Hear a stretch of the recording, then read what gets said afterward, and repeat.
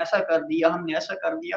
جب کسی شیعہ کے سامنے آتے ہیں تو ان کی وہ دلائلوں میں سے دم خم بالکل نکل جاتا ہے، مطلب ان کو چلیں سرے آپ سے کو دلائل دینے ہی نہیں آتے. دم خم کے لیے سنی آئے ہوئے ہیں، سنی برادران آئے ہوئے ہیں، دم خم والے آپ کو ہم بندے ملوا دیتے ہیں. یہ لیں ایک چلیے بھائی آئے ماشاء ہیں. اللہ، جی خدا السلام علیکم. سلامت رکھے آپ. السلام علیکم من اتبع الہدی. جی میری آواز آ رہی ہے آپ کو؟ جی آ رہی ہے. یہی سلام حضرت کس نے، سلمان نے حضرت عائشہ کے جواب میں دیا تھا. ہاں جی بیان فرمائیں. سب سے پہلی بات تو میں یہ بات عرض کر رہا تھا کہ وہ بندہ آپ سے دلیل پوچھ رہا تھا کہ اس میں مدعی آپ ہو، ٹھیک ہے. جیسے کہ میں ایک صحیح. مثال دیتا ہوں آپ کو، میری بات نہ کاٹنا شہباز بھائی، ٹھیک ہے. میں ایک مثال دیتا ہوں آپ کو. اب ہم لوگ 11ویں کرتے ہیں تو ہم یہ لوگ نہیں پوچھیں گے دیوبندیوں کو اور وہابیوں کو کہ تم دلیل دو کہ 11ویں منانا منع کہاں پر ہے، ٹھیک ہے. کیونکہ وہ ہم اس میں مدعی ہم اس پر دلیل دیں گے. ہم جو جس چیز مستحب کا، جس چیز پر اطلاق کرتے اصطلاحات کا، تو ہم اس کے مطابق دلیل دیں گے، ٹھیک ہے. اسی طرح سے اب آپ کیونکہ اس پر عمل کرتے ہیں اور آپ کا یہ دعویٰ ہے کہ حضرت علی رضی اللہ تعالیٰ عنہ کیا ہے، انبیاء سے افضل ہے، تو اب اس پر مدعی آپ ہے، ہم نہیں ہے، ٹھیک ہے. تو آپ اس پر دلیل پیش کرے کہ حضرت علی رضی اللہ تعالیٰ کی قول پیش کر دے، کیونکہ آپ نے جو اتنی بڑی بدعت جو دین میں ایجاد کر دی ہے تو اس کا کوئی نہ کوئی ثبوت ہونا چاہیے نا. دوسری بات، آپ اہل بیت سے ہی اس کی دلیل پیش کر دے، حضرت امام جعفر صادق رضی اللہ تعالیٰ عنہ سے، امام باقر رضی اللہ تعالیٰ عنہ سے، کہ انہوں نے کہا ہے کہ حضرت علی رضی اللہ تعالیٰ عنہ افضل انبیاء علیہ الصلوۃ والسلام سے.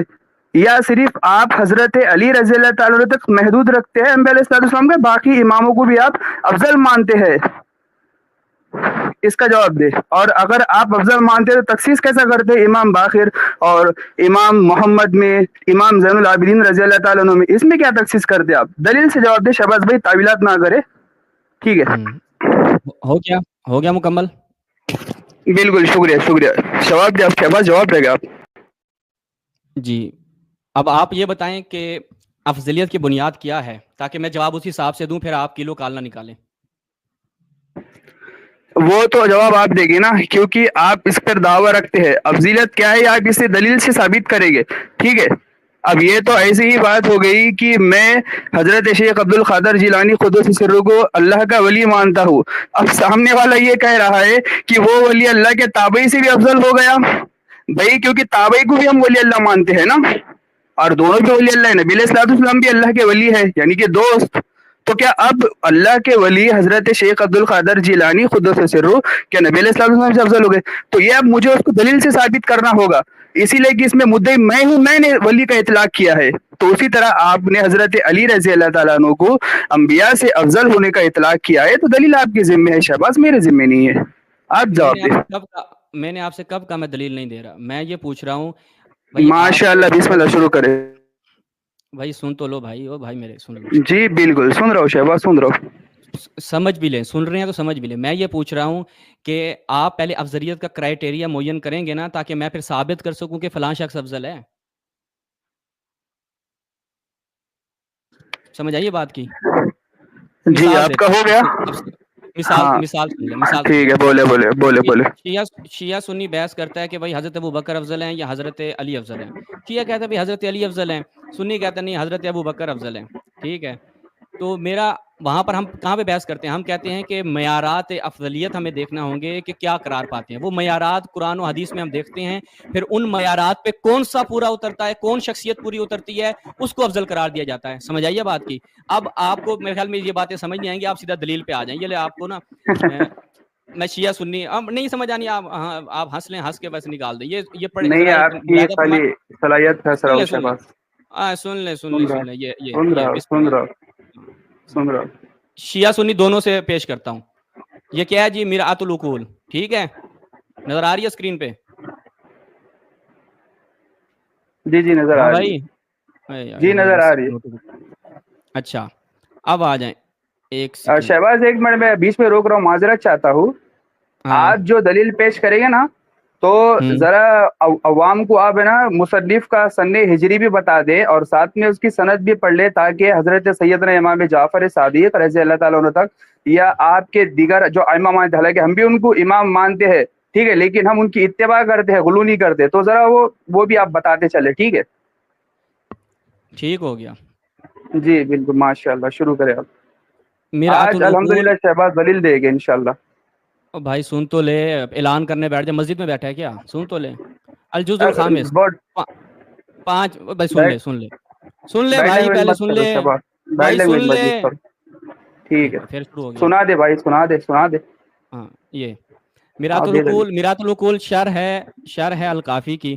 ٹھیک ہے, الکافی شیخ کلینی کی کتاب ہے, تشیع کے ہم مصادر میں سے شمار ہوتی ہے, کتب اربعہ میں سے ایک کتاب ہے. اس میں روایت ہے کہ جب لما قبض امیر المؤمنین قام الحسن بن علی فی مسجد الکوفہ فحمد اللہ واثنى علیہ وصلی علی النبی ثم قال, کہ جب امیر المومنین اس دنیا سے جاتے ہیں تو امام حسن علیہ الصلاۃ والسلام مسجد کوفہ میں آتے ہیں, خدا کی حمد و ثنا کرتے ہیں, رسول اللہ پر درود بھیجتے ہیں. اس کے بعد کیا فرماتے ہیں کہ ایھا الناس انہ قد قبض فی هذه اللیلہ رجل ما سبقہ الاولون ولا یدرکہ الاخرون, کہ آج وہ شخص اس دنیا سے گیا ہے کہ جس پر پہلے جتنے بھی آئے ہیں کسی نے بھی سبقت نہیں لی, اور نہ ہی بعد میں آنے والے اس کی فضیلت کو درک کر سکتے ہیں.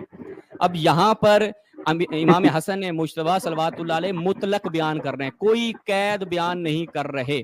ٹھیک ہے, نیچے ہمارے خود عالم نے بھی اس کی توضیح کیا کہ ما سبق اے فی الفضل والعلم والکمالات والاولون الانبیاء السابقون واوصیاءهم والآخرون, جو پہلے انبیاء گزر چکے ہیں, ٹھیک ہے, ان سے بھی اور ان کے اوصیاء سے بھی سب سے افضل کون تھے؟ امیر المومنین علی بن ابی طالب تھے. یہ امام حسن مجتبیٰ کی زبانی ہماری کتاب سے, سند اس کی الحدیث الثامن صحیح. آ جائیں مسند علی امام احمد ابن حنبل برادران اہل سنت کی کتاب, اس کی 3 جلد ہے, اور اس کی سند کیا ہے؟ حسن ہے. امام حسن مجتبیٰ صلوات اللہ علیہ نے خطبہ دیا کہ لقد فارقکم رجل بالامس, سند اس کی سند کیا ہے؟ حسن ہے. امام حسن مجتبیٰ صلوات اللہ علیہ نے خطبہ دیا کہ لقد فارقکم رجل بالامس.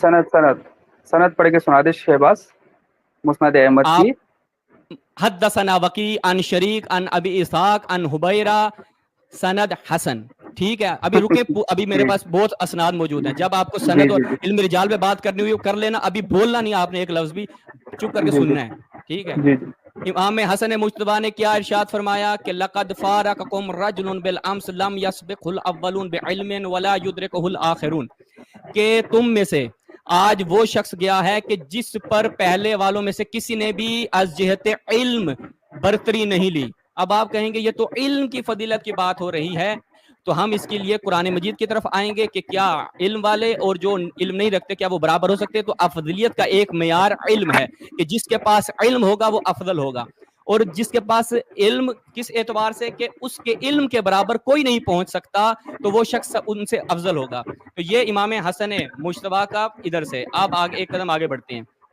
اس کے بعد ایک اور سند کے ساتھ اسی کتاب مسند احمد ابن حنبل میں یہی روایت, حدثنا وکی عن اسرائیل عن ابی اسحاق عن عمرو ابن حبشی. اس کے بعد سند اس کی حسن. پھر مسند احمد ابن حنبل احمد محمد شاکر کی تحقیق کے ساتھ. یہی 2 روایتیں ان کے نزدیک یہ دونوں سندیں کیا ہیں؟ صحیح ہیں. اس کے بعد ایک اور کتاب فضائل الصحابہ احمد ابن حنبل کی, اس میں اسی روایت کی سند کو وسیع اللہ بن محمد عباس نے, جو اس کتاب کے محقق ہے, اس نے کہا اسنادہ صحیح. اس کے بعد آگے بڑھیں دوبارہ اسی کتاب میں, اور ایک اور سند کے ساتھ اس پہ اسنادہ صحیح. پھر آ جائیں المصنف لابن ابی شیبہ محمد عوامہ کی تحقیق کے ساتھ, اس میں بھی اس روایت کی سند کیا ہے؟ حسن. پھر آ جائیں ایک قدم اور آگے البدایہ والنہایہ ابن کثیر دمشقی کی عبد المحسن ترکی کی تحقیق کے ساتھ, وہ یہاں پر بیان کرتے ہیں, اور نیچے کیا ہے؟ المسند اسنادہ صحیح. تو بس یہ صحیح سند کے ساتھ شیعہ سنی دونوں کے ہاں روایات سے یہ چیز ثابت ہے. اب اگر آپ کا کوئی اشکال ہے, اور یہ شور تھوڑا آپ کا کم کریں, آپ کی طرف شور بہت ہے. ہو گیا آپ کا؟ پھر بعد میں بولتے ہیں, مجھے بولنے نہیں جا.